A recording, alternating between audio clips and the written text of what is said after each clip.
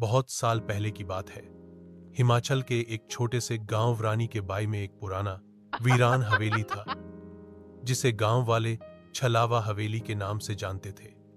कहा जाता था कि उस हवेली में रात को अजीब अजीब आवाजें आती थीं, कभी किसी के हंसने की, कभी किसी के चीखने की। लोगों का मानना था कि वहां एक छलावा रहता है जो इंसानों का रूप लेकर उन्हें फंसाता है।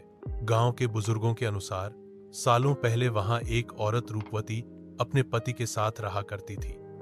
एक दिन उसका पति काम से लौटते समय रहस्यमय तरीके से गायब हो गया।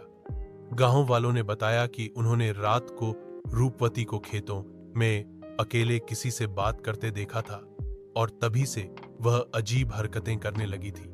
कुछ ही दिनों बाद उसकी जली हुई लाश हवेली के अंदर पाई गई।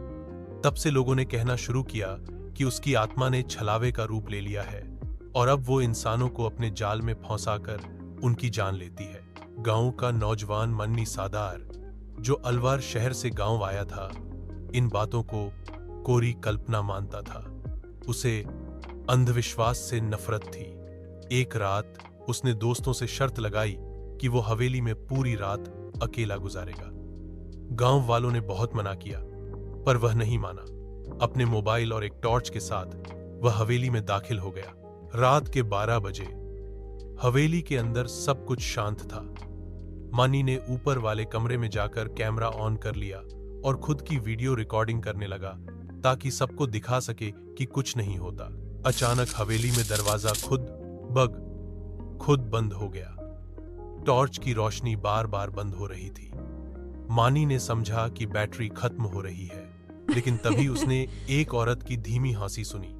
उसकी सांसें थम गईं। फिर अचानक ही उसके मोबाइल पर एक पुराना वीडियो चल पड़ा, जिसमें एक औरत चूल्हे पर कुछ जला रही थी और कैमरे की तरफ घूर रही थी। मानी, किसी ने उसके कान के पास फुसफुसाया। वो पीछे मुड़ा, पर वहां कोई नहीं था।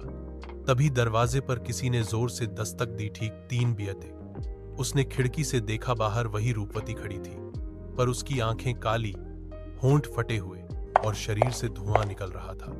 उसके पांव उल्टे थे। वह धीरे धीरे हवेली में दाखिल हो गई। मानी ने दरवाजा बंद करने की कोशिश की, पर दरवाजा अपने आप खुलता चला गया। रूपवती उसके पास आई और बोली, अब तू भी यहीं रहेगा, हमेशा के लिए। अगले दिन सुबह गांव वाले हवेली पहुंचे तो वहां मानी का कोई सुराग नहीं मिला। सिर्फ उसका मोबाइल पड़ा था, जिसमें आखिरी रिकॉर्डिंग थी एक औरत के जोर से हंसने की और मन्नी की एक चीख, मुझे छोड़ दो। तब से आज तक कोई भी उस हवेली के पास नहीं जाता और हर साल उस रात ठीक 3 बजे हवेली से एक दर्दनाक चीख सुनाई देती है। तब से अब का मानी उसी गांव रानी के बाई में है।